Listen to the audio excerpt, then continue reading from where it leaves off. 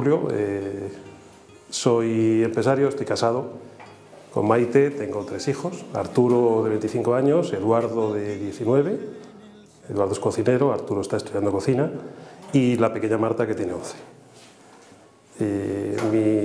Mi historia en la vida de la Iglesia viene desde los 40 años, hace 12, casi 13 ya, casi 13. Yo tenía como profesión de escuelgasantos y matacuras, y en un determinado momento pues el Señor me zarandeó, porque yo era muy bruto, me zarandeó con fuerza, entonces consiguió llamar mi atención y me di cuenta que yo no gobernaba mi vida. Y bueno, pues sentí esa llamada de acercarme a Él, de dar ese paso para conocerle.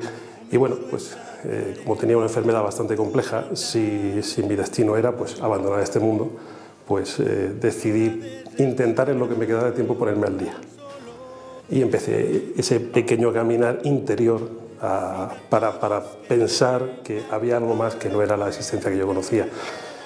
Todo esto lo llevaba yo interiormente porque sufrí una serie de operaciones quirúrgicas bastante complicadas, y todo esto lo llevaba yo en mi interior en casa. Entonces me fui dando cuenta de que había algo que estaba llamando mi atención poderosamente, porque empezaron a pasar cosas a través de esos ángeles que nos manda a veces el Señor y no nos damos cuenta. Pues bueno, pues cuando yo estaba en casa y me derrumbaba, aparecía un amigo que vivía en Valladolid, de pronto a las 8 de la mañana, se había levantado a las 5 de la mañana para ir a verme, darme un abrazo, darme ánimos y marcharse a Valladolid a trabajar, viviendo yo en Yeles, en Toledo. Te vuelves a derrumbar y aparece una llamada de teléfono de esa amiga a la que normalmente tú catalogabas como rarita, porque rezaba, leía cosas de la Iglesia, hacía cosas de estas y te daba ánimos, te levantaba de donde estabas, decía que rezaba por ti. Bueno, pues yo iba viviendo eso en mi interior, y me iban pasando esas cosas tan curiosas. En un determinado momento, cuando yo pensé que ya aquello estaba que se acababa, pues decidí cogerme el alta y ponerme a trabajar, porque digo, bueno, si me voy a morir, por lo menos que sea por la puerta grande, ¿no? En plan torero. Y a los 3 días de hacer eso, teníamos una convención en mi empresa con toda la gente de nuestro grupo. Incluso estaba mi mujer y la mujer de mi socio, esa rarita de la que te hablo. Y en un determinado momento pues nos llamaron por teléfono para confirmarnos que yo no tenía metástasis, que podía tener otras segundas operaciones y que tenía unas posibilidades de supervivir a aquella enfermedad.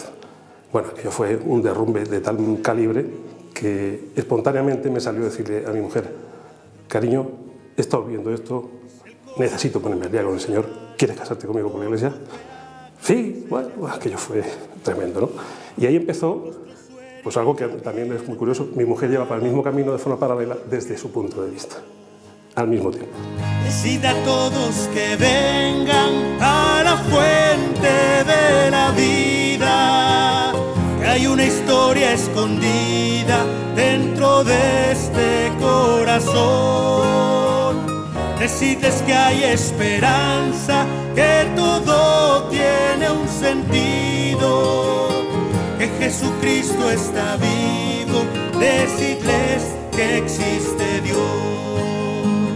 Entonces, bueno, confluimos en ese inicio de conversión, decidimos dar un paso, hacer algo por empezar a saber más, y bueno, también porque como éramos bautizados, aunque éramos alejados de la Iglesia, pues decidimos acercarnos a la Catedral de Getafe a preguntar.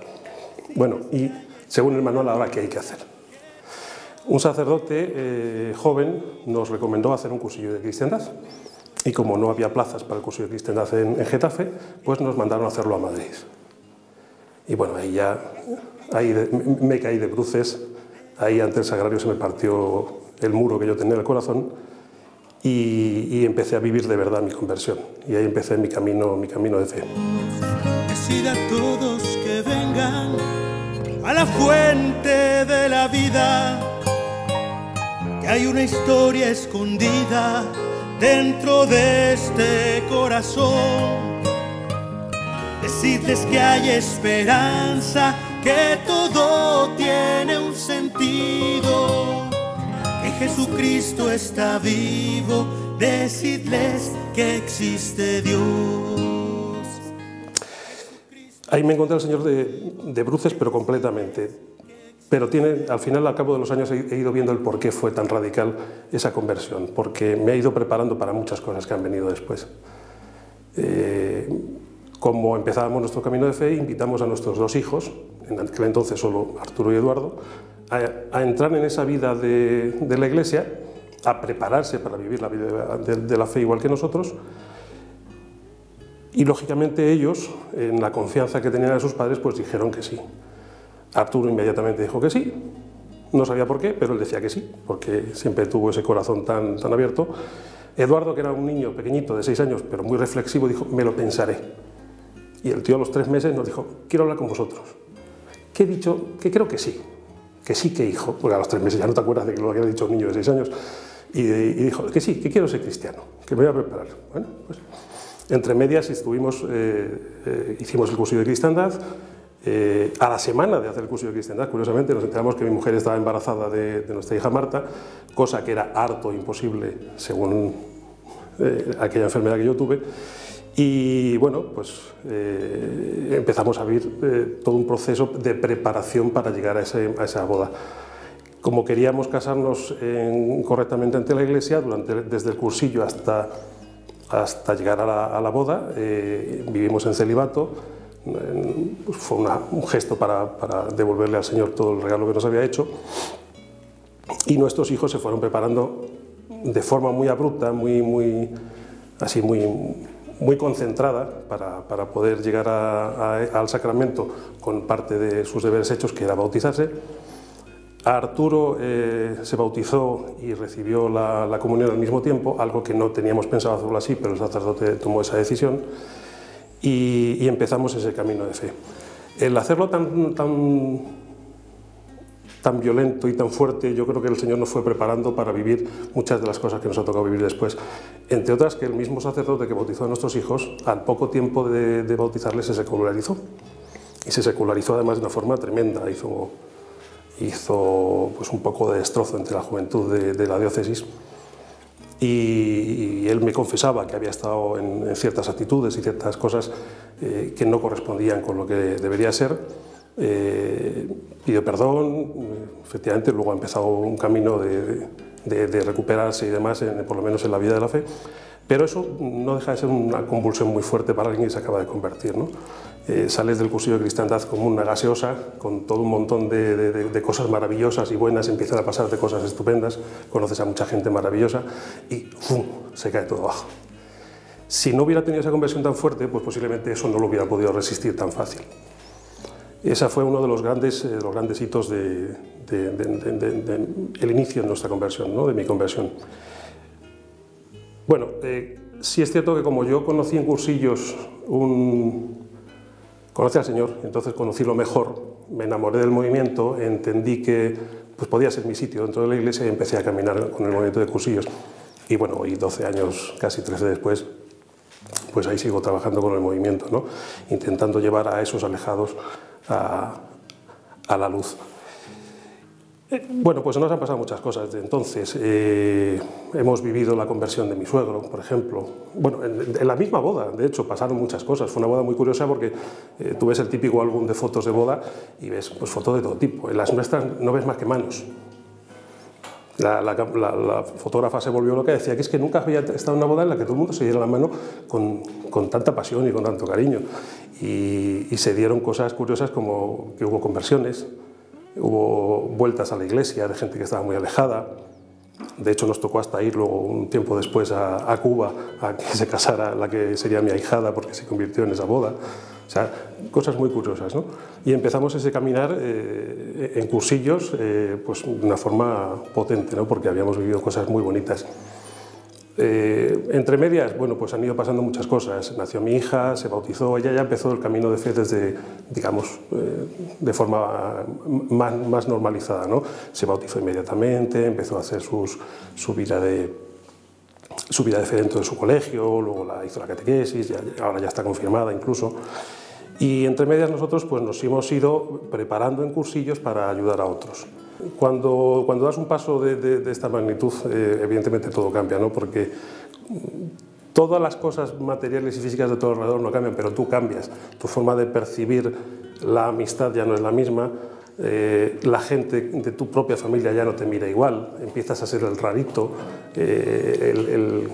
como me llamaban algunas veces, el medio cura, cosas de estas, ¿no? Entonces eso evidentemente cambia, pero si tú tienes claro cuál es el fin de todo esto y el por qué te ocurre, al final, bueno, pues vives la cruz con naturalidad y ahí se produce una selección natural, como pasan muchas cosas en la vida. Bueno, pues tú no me quieres, yo con toda libertad te respeto, pero yo tengo que seguir mi camino y mi camino va más allá de que tú me aprecies de forma artificial o mundana, ¿no? Bueno, pues han pasado cosas, hemos perdido amistades, hemos ganado otras mucho más ricas y mucho más placenteras, con las que compartimos mucho más. Si nosotros, mi mujer y yo, si Maite y yo tuviéramos que llenar todos los fines de semana visitando a alguien o dejando que alguien nos visite, no tendríamos fines de semana al cabo del año de tanta gente con la que podemos compartir de forma gozosa nuestro tiempo, ¿no? Bueno, pues es un cambio, lo que pasa es que hay que aceptarlo con la naturalidad que ocurren los cambios y no como si fuera un drama. El movimiento de Cursillo de Cristandad tiene ya 70 años, que ha cumplido en enero del 2019. Cumple 70 años. Es un movimiento muy antiguo, nació en España, está extendido por todo el planeta. Lo que pasa es que el movimiento de Cursillo de Cristandad es un método de evangelización que está pensado para los alejados, tanto los que sean de iglesia como los que no conozcan al Señor, pero para los alejados. Y es un movimiento que nosotros mismos en el movimiento decimos que está llamado a desangrarse, porque nosotros no promovemos que vengan, hagan un cursillo y se queden con nosotros. Sí tenemos formas de proporcionarles una continuidad de la vida de fe, pero no les exigimos que se queden con nosotros. Nosotros nutrimos a la Iglesia de gente que ha conocido al Señor y ha tenido un inicio de caminar con Él. Entonces, por eso posiblemente no se oye hablar tanto. En su día, en los años 50, 60 en España, sí hubo un boom muy grande, había mucha gente que hizo cursillo de cristiandad, pero con el paso del tiempo, bueno, pues han aparecido otras realidades en la Iglesia que son igualmente ricas y que también son conocidas. Pero el movimiento de cursillo sigue siendo hoy plenamente vigente, está de plena actualidad porque el mensaje sigue siendo el mismo y desgraciadamente lo que vivimos hoy en la calle pues es tremendo, ¿no? Entonces necesitamos de este trabajo para poder llevar a la gente al Señor. El movimiento de cursillos lo que plantea es un encuentro triple entre contigo mismo, con el Señor y con los hermanos. Y se hace en 3 días en una casa de espiritualidad y es muy sencillo, es charlas de laicos, charlas de algún cura, se reza, se come, se reza, se come, pues sobre todo se come, hay veces que da la sensación, es todo tan rápido, tan intenso, tan concentrado que parece que estás todo el día comiendo. Comes lo normal, pero parece que estás todo el día comiendo. Y también se ríe, se juega, se hacen cosas divertidas, o sea, es un encuentro muy, muy bonito. La gente suele llegar el primer día, el jueves por la noche, con una cara de atocinamiento, de decir qué sitio más raro, dónde estoy, me quiero marchar, y la mayoría no se quiere marchar el domingo por la tarde, cuando aquello termina, ¿no? Porque en 3 días se da una condensación tan grande del amor de Dios, de la presencia viva y real del Espíritu Santo entre todos, que parece que se conocen de toda la vida. Entonces es una maravilla. La pregunta es ciertamente complicada porque para poder tener una comunicación con alguien, pues eso, el otro tiene que querer escucharte, ¿no? Pero suponiendo que el que está enfrente nos quiere escuchar, yo les diría que abrieran los ojos y el corazón como me pasó a mí en su día en ese cursillo. En el cursillo de cristiandad lo primero que hacemos es plantear la búsqueda de un ideal. Yo no tenía un ideal, yo pensaba que sí, pero el problema es que cuando vives en el mundo, tus ideales son del mundo. Y hasta que no te presentan de forma abierta un ideal de verdad, no eres capaz de conocerlo. Y hoy en día la gente vive sin un ideal. La gente está deseando tener antes que ser y antes que hacer. Todo el mundo quiere tener. Y el tener no da la felicidad. Da la felicidad, vivir, al final es el lado del Señor, pero tienen que presentártelo. Entonces tienes que buscar la forma de llegar a ese hermano que aunque él no sabe que Cristo le ama, y le ama desde toda la eternidad y se dio por él, tienes que encontrar la forma de hablar. La mayoría de las veces es por nuestra propia actitud, siendo coherentes con lo que hacemos, con cómo vivimos, en lo que creemos, y de esa manera la gente se interpela. Dice, bueno, yo quiero lo que tú quieres. En su momento mi socio se convirtió porque él quería tener la cara de tonto que tenía yo, según él decía.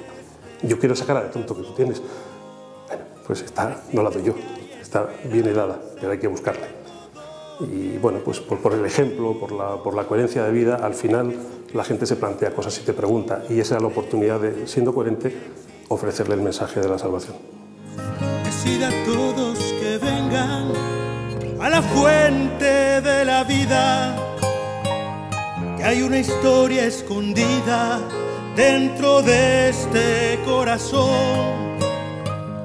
Decidles que hay esperanza, que todo tiene un sentido, que Jesucristo está vivo. Decidles que existe Dios.